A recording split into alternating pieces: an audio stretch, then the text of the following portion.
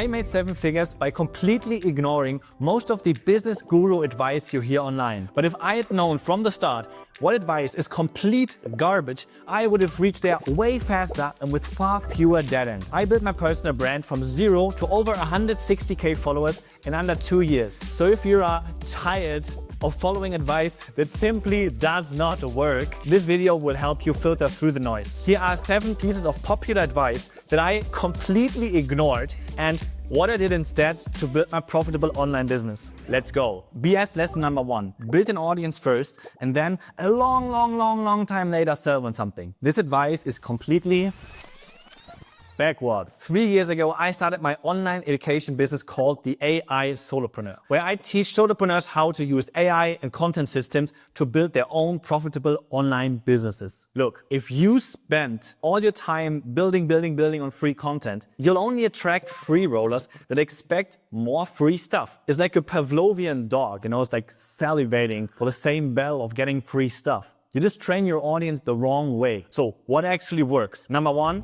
start monetizing within 2 to 3 months of building. And that's what I've done with my last education business. And honestly, I could have started selling even earlier. Don't wait until you have 10,000 followers. Start when you have 100. Tip number 2, use your early sales to find out what problems are actually worth solving. As a small creator, every single sale teaches you something. It teaches you about the objections, like what problems actually hurt, what language resonates. And that intel is absolute gold if you want to build something that sells and makes you money in the end. It's way more valuable than any kind of fancy market research. So by testing real market demand, by selling them something, you actually understand how you can make money in your business. What are the problems worth solving? And that's what we're here for, right? We want to understand how to make money. The only way to understand your customer and their problems is to see what they actually pay for. That's what I learned again and again. Advice number 2 that I've ignored, and that might be a controversial one, and the advice I ignored is never shut down a profitable revenue stream. So people thought I was absolutely batshit crazy for stopping my last education business at the absolute height of sales. And I was making a lot of money, which is good, which we want, but I was also miserable.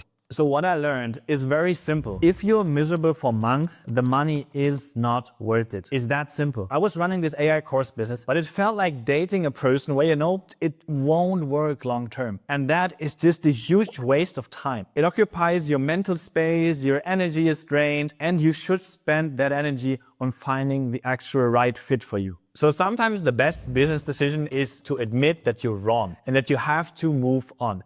But it's so damn hard if you're building something and it's working and you get all these external validation, like, oh my God, it's so great. Why would you ever stop doing this business? But if you are miserable and you know it's not the right thing, move on. That's the lesson that I have learned. BS advice number 3, never sell your time for money. And people online are just obsessed with this idea. Sorry, I just got out. Yeah, obsessed with this idea. All they want and all they talk about is passive income, which makes sense, but later on in your career, and services, aka your time for money, get completely disregarded. And that's a huge mistake, especially in the beginning. So tip number 1, start with services to learn the skill and to learn about the market you're in. The fastest way you can understand anything in business is by selling a service. Because selling a service will get you into the weeds, into the trenches of understanding a problem, understanding a customer and understanding a market. And that's the foundation of building any business. This could be one-on-one time, consulting, workshops, whatever. You can learn theory and watch like 1 million YouTube videos every day, but working with one single customer will give you more insights. So don't disregard services, especially in the beginning. Tip number 2, listen to your customer's language and mirror it. Every product I've launched so far came from patterns that I noticed when I talked to a customer, oftentimes in paid calls. Services or consulting are just paid market research, and you can use these insights to then later on build scalable products that can lead to this holy grail of passive income. So gather your intel first, build the scalable product next. Leverage always comes later. Sell your time first, learn everything you can, and then you can leverage the F out of that. BS advice number 4, niche down until it hurts. And most people get this completely wrong. Look, you can force yourself into a profitable niche for some time. You can even make decent money, but you'll end up waking up hating your life every single day. How do I know? Well, I've been there myself. So I only talked about AI stuff for a long time, and I ended up hating it, even though I was making good money. So I realized I'd rather lose some followers, some reach, some clout or whatever, but enjoy what I'm doing. And that's the only viable long-term strategy online. Tip number 1, don't optimize for reach and clout. Optimize for alignment and flow. The real question is not, how can I get maximum fame? How can I get maximum clout? How can I get a Lamborghini? The question is, what can I talk about every single day while still being genuinely excited about it? The only niche that works long-term is one that you love. Tip number 2, let your content evolve with your interests. Niche down if it actually serves your interest. So if you're interested in a niche topic, that's amazing. That's the easiest to monetize. But for most people, that's simply not true. So they just niche down because they think that's the right thing to do. But actually, they are not interested in that topic anymore. And they start to hate talking about it. So niche down if it actually serves you, but don't niche down until it hurts you. That's the important thing. Let your content evolve over time. Follow your interests. The audience that's still there if you go through a cycle of topics is there for you, not only for a simple niche topic. And let's talk about another BS lesson that I hear all the time. Automate everything. The productivity gurus will tell you to automate every single task you're doing. Remove yourself from the operations entirely. Build systems, hire VAs, build end-to-end flows, do this, use this AI tool. But they don't tell you the important things, and it is keep the work that gives you purpose and automate what drains you. And that was an important learning for myself because I started to automate stuff that I genuinely enjoyed doing, like producing content. And some tasks, they just give you joy. They give you this feeling of accomplishment. Maybe even if it's hard work for people from the outside, but sometimes hard work is the reward. Automate the part of the work that feel like punishment to you, but keep the stuff that energizes you, even though it is inefficient. You don't have to automate everything just because you can. Not everything has to be optimized.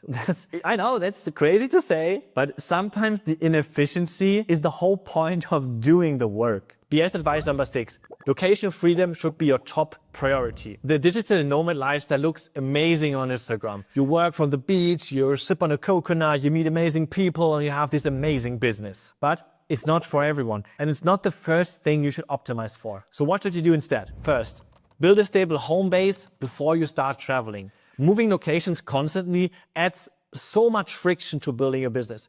When I was working from Thailand, it was so hard for me to even get 2 hours or 3 hours of deep work in.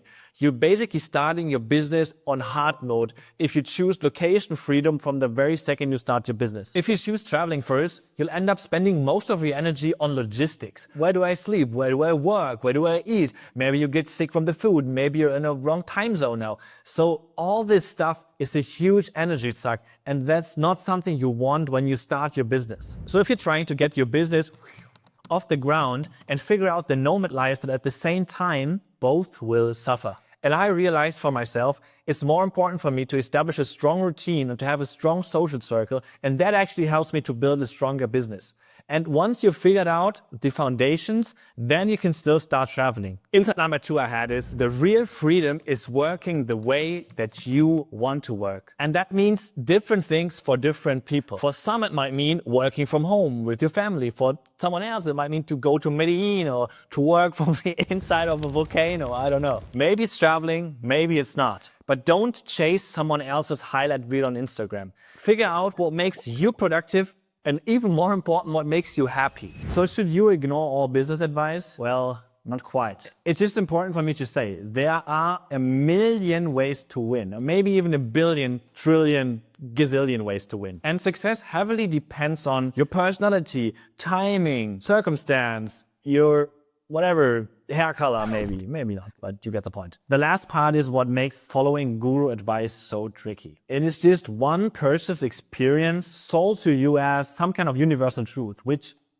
it doesn't work like that. My most important learning building my 7-figure business was run your own experiments. Like there is no one blueprint. And that's amazing because we are all so damn different. And it's also great because I kept on feeling bad because stuff just didn't work for me that I saw online. But once I understood, I'm going to run my own experiments, going to throw stuff out there, throw this spaghetti into the wall and see what sticks. And that's what I've been doing. If you like this video, please subscribe to my channel, and you can find the link to my free newsletter in the description.